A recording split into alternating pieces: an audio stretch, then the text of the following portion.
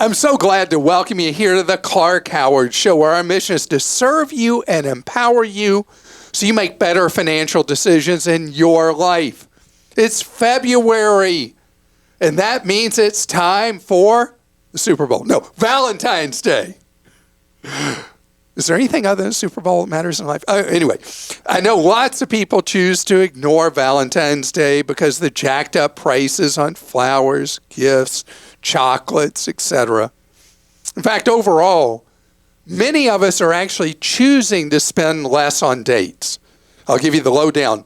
And the results of a poll we took of our audience at Clark.com. And later, well, eggs are really expensive right now, so I hate that I have egg on my face a bit about what I said recently with advice about electric vehicles. We're going to talk about that. So, people in the dating scene are becoming generally more frugal about what they want to spend on dates.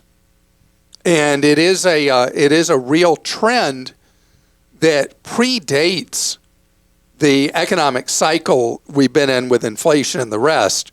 But polling shows pretty clearly that people are being more careful with spending. Now, forever ago, I started a tradition with my wife, Lane, that I get her roses 2 weeks before Valentine's Day. So she's already gotten her roses. And in fact, several of the 24 have already died. Anyway, the reason I do that is the roses are not surcharged yet.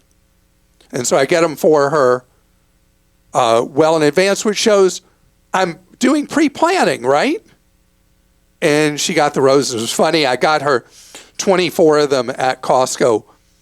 And I was starting to pick a bunch, and a lady there said, no, don't buy that bunch, buy this one. And if somebody who thinks they know what they're saying about flowers tells me, then that's what I do.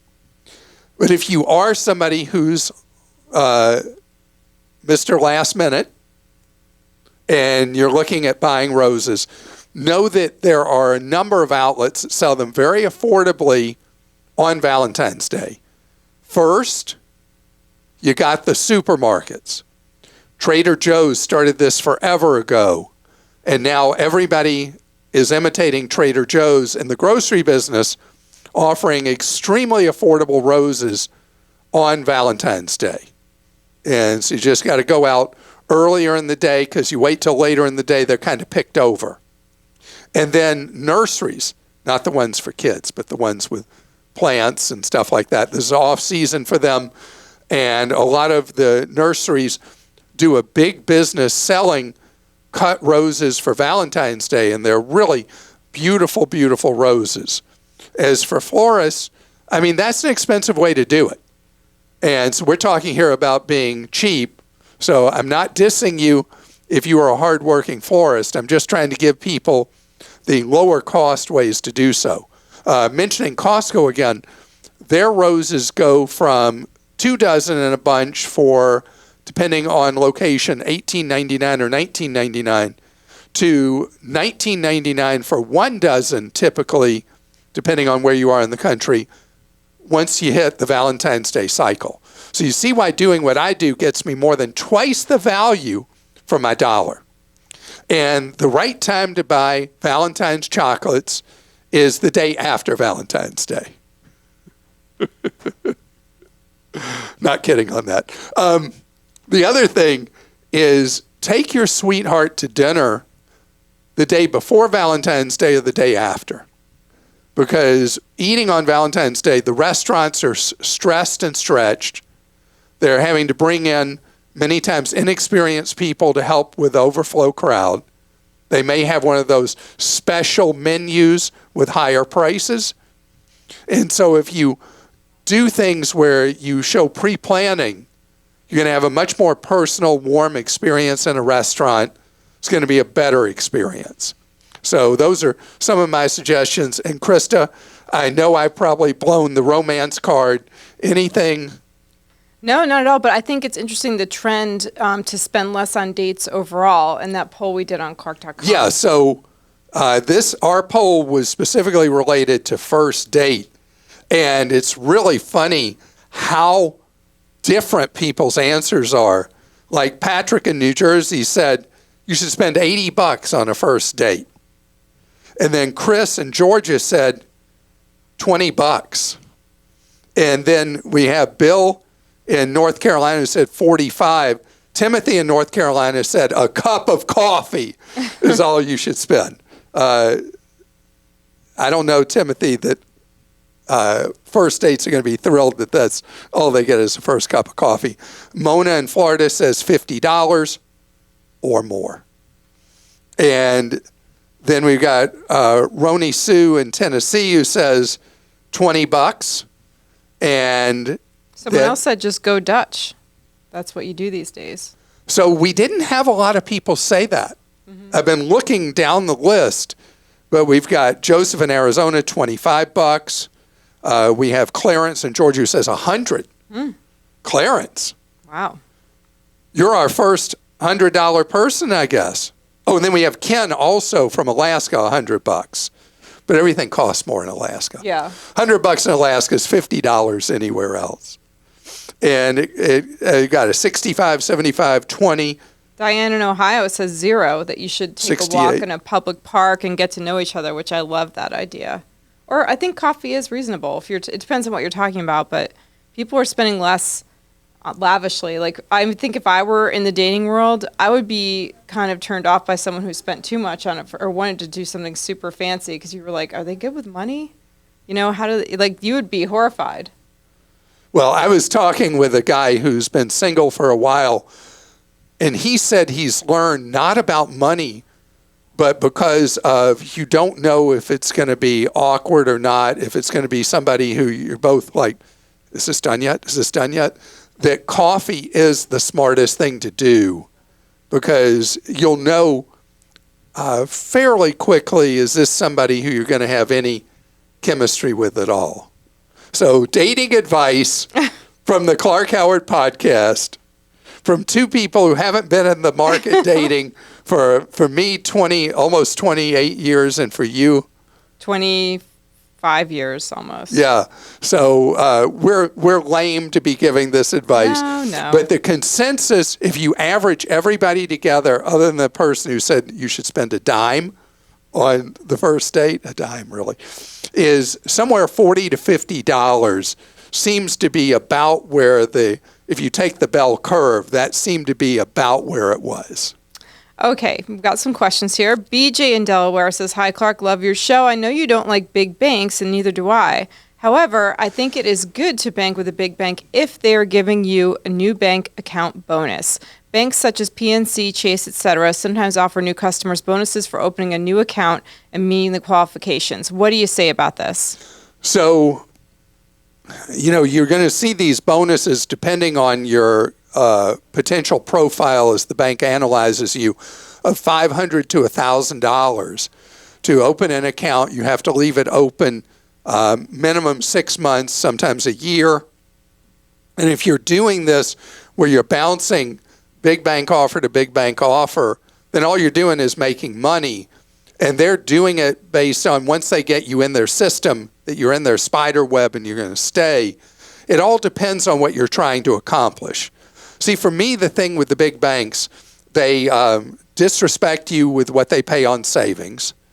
They, when you have a problem, you're dealing with an unfeeling, uncaring, massive bureaucracy.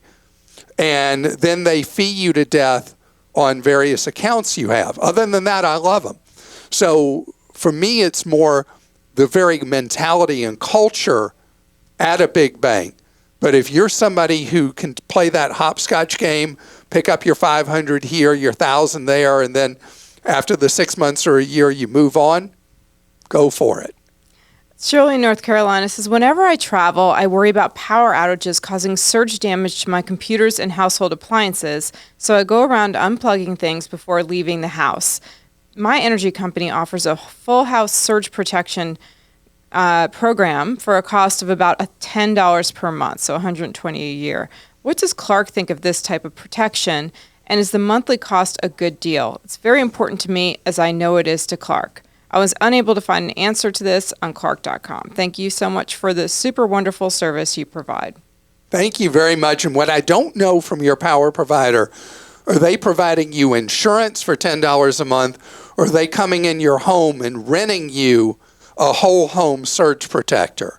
A whole home surge protector is a great idea. I like, instead of you renting it, that you have an electrician come in and install one in your home, because it will eliminate the risk that you would face from a surge coming into your home very heavily. You can't eliminate every possibility, but these do work very well, and it would be, over the years, it would be cheaper to own your own whole house surge protection unit than it would be to pay your utility the $10 a month. And it's an extra little bonus if you're selling your house that you have that. That's exactly right, because you're providing an asset, not an ongoing liability with an ongoing bill.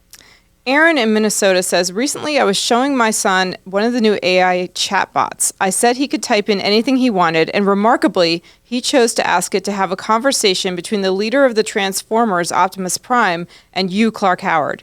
Here's a sample of it. Optimus Prime, greetings, Clark Howard. It is an honor to speak with you. Clark, the honor is mine, Optimus Prime. I have been a fan of Autobots for as long as I can remember. Optimus Prime, your support is much appreciated. The fight against the deceptions is a constant battle. Decepticons, oops. And every ally we have makes a difference. Clark, I couldn't agree more. As a financial expert, I know how important it is to have a strong support system. What can I do to help the Autobots in their fight? Now, the poster Aaron says, my question is, how long do you think before AI takes over for the great and wise Clark Howard? And P.S., they'll never replace you. You know what? If they can automate what I do and give superior answers and advice to what I do, go for it. These things are freaky, though. They really are. They are. Kids are using them to cheat in school. And so, as always happens in academics, teachers, instructors, and professors will adjust. They will change how they instruct. Cheating has been a problem in the education system forever, and teachers are able to be versatile, and they will defeat the bot. They will defeat it so that your kids can learn. And by the way, we do have a lot of students who listen to our podcast. Let me lay this out for you. There is no advantage in life and only disadvantage when you cheat on a paper, a test, or a quiz. It is not going to help you. It may not hurt you in the short term, but it is not going to benefit you. And if you get caught, that will hurt you. And that wasn't from the chatbot. That was from me. I wonder what the chatbot would say about cheating on a test. I don't know. I mean, they are remarkable, not just for that, but for so many things. I do think it's a little scary. Well, but that's me. So speaking of something a chatbot would not have been able to do, it wouldn't have been able to talk about electric vehicles in December one way and talk about them a different way in February. And I'm going to tell you why I'm changing my tune and I'm dancing to a different beat now than I was just 2 months ago. I'll share that with you straight ahead. So to a number of questions I've had recently, plus I talked about it as a topic on the podcast, I've said 23 is, at least the first half of 23, is definitely not going to be the time to buy an electric vehicle. They're overpriced, they're going to get a lot cheaper, and as inventories rebuild and as more and more models come in the system, maybe the back half of 23, but really more 24. So then Elon Musk turns around and at least partially makes me a liar. Tesla's sales had softened, and worldwide Tesla cut prices by, from a moderate amount to a very large amount of money. And now a number of Tesla models are selling below the average selling price of a used vehicle in the United States. Ford, which has been the furthest forward in being an aggressive competitor to Tesla and electric vehicles in the United States, responded almost immediately and cut the price of the Mustang Mach-E down to a starting of $45,000, which also is lower than the average vehicle price in the United States. But even with these price cuts, we are early in the electric vehicle game.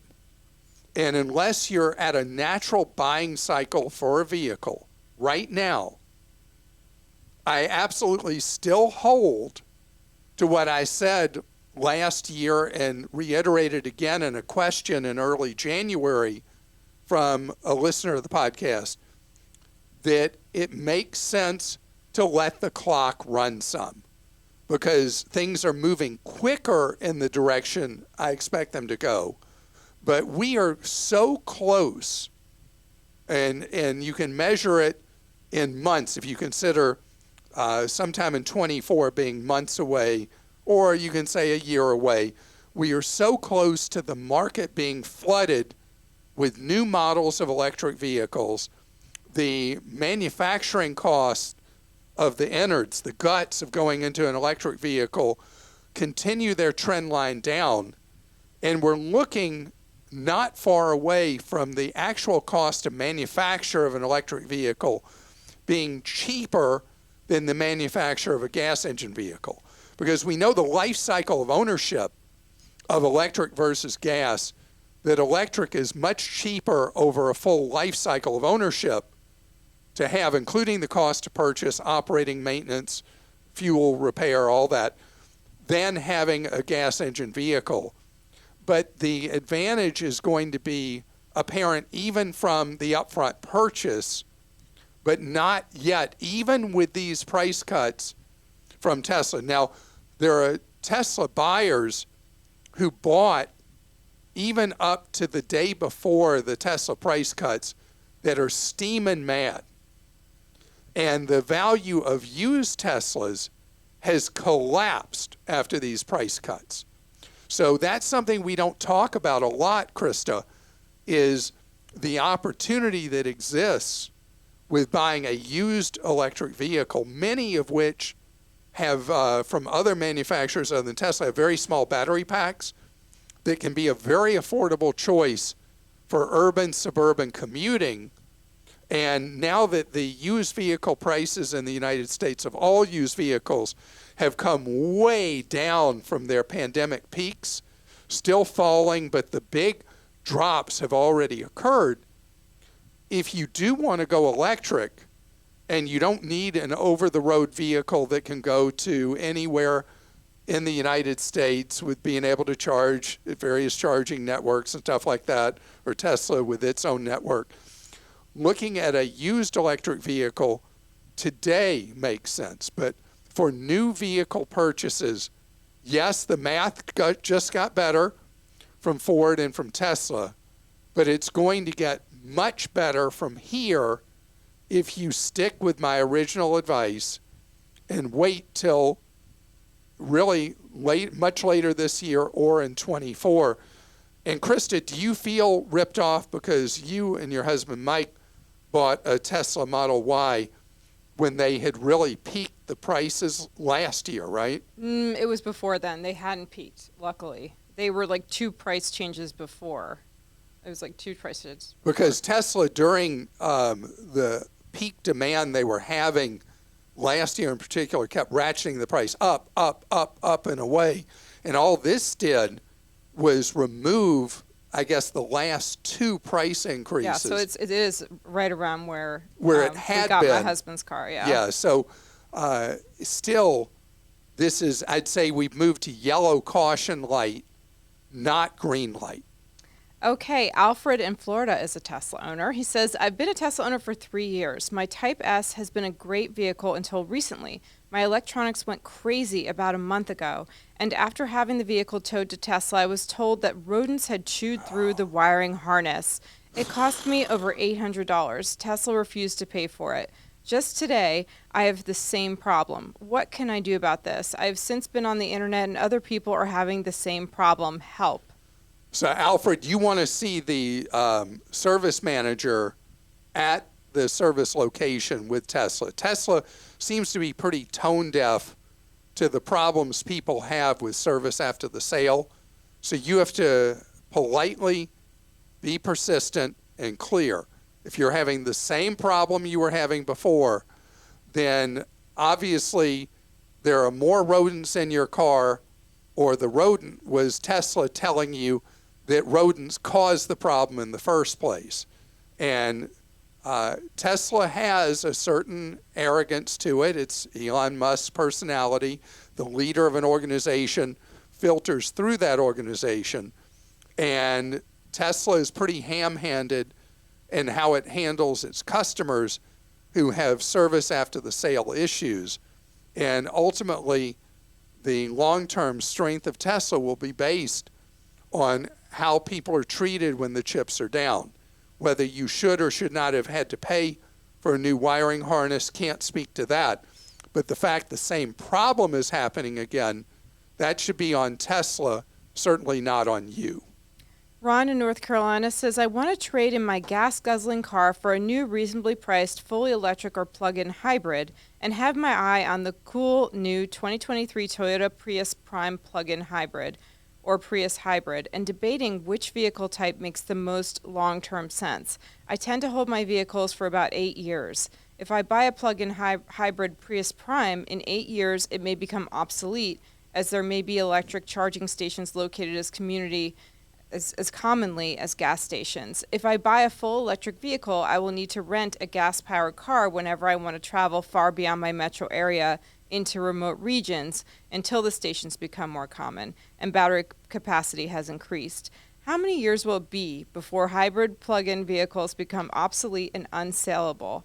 Which solution makes the most long-term sense today, full electric or plug-in hybrid? So engineers are debating your question like mad, and there's no automatic right answer because we are a very vast country, and we're not the only one that has a massive landmass.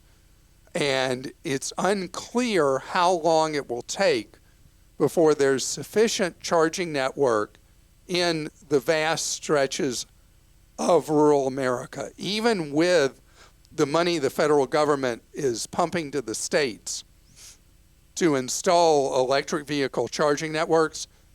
It is hard to say if they're going to get it right, how reliable those networks will be, and if they in fact will cover. I mean, think about somebody who lives in rural Wyoming, where the population is so low across a huge state. How much money is going to be devoted to building a large series of charging networks? So I think it's possible that there will be a very viable market for plug-in hybrids for many years to come, maybe for the next 15 years. Because most people, 80% of charging is done at home or at somebody's office. Or maybe it's just 80% at home alone. And so with a plug-in hybrid, that is a perfect interim solution that I think an 8-year cycle you'll be fine in. 15 years, maybe it will be irrelevant. But I think 8 years, you're A-okay. And Joshua in Michigan says, I'm considering taking a job with a very small company. It has 12 employees. They do not offer a 401k as they're below the limit of 20 employees. My wife, who has a 401k, and I would be over the limit for a traditional IRA to be deductible. I'm used to maxing out my 401k, and I don't know of any other options to keep investing with a tax advantage. Okay, so here's what I have to say about that, Joshua. The great news here in 23 is there's more and more very affordable choices for employers to offer small company 401ks. Plus, there's now a very generous federal benefit that Congress passed that funds the setup costs and many of the ongoing costs for a very small employer offering a 401k. So we have a perfect marriage here of a small company being able to offer a big company type benefit, having the expenses on it being much lower than they used to be, and the employer not having to absorb much of those costs. And in a small business, the owner of that business will benefit the most from that 401k. I'd say the real answer is to go talk to the employer. And one of the companies that I've mentioned in the past, Human Interest. Go look at the Human Interest website, humaninterest.com, and look at how little it costs a small employer to set up a big-time kind of 401k with them. And you could win and they could win, because it is an enormous disadvantage to the many tens of millions of Americans who work at employers who to this point have chosen not to offer a 401k and could, and did not know how to set it up, did not like all the administrative hassle, and now there are these plans available that are ones that are pre-approved by the IRS. So you as a, let's say you're a small business owner, you don't have to go through the paperwork nightmare getting what's known as the prototype approved by the IRS. It is an off-the-shelf plan that meets IRS requirements, and your employer could offer it.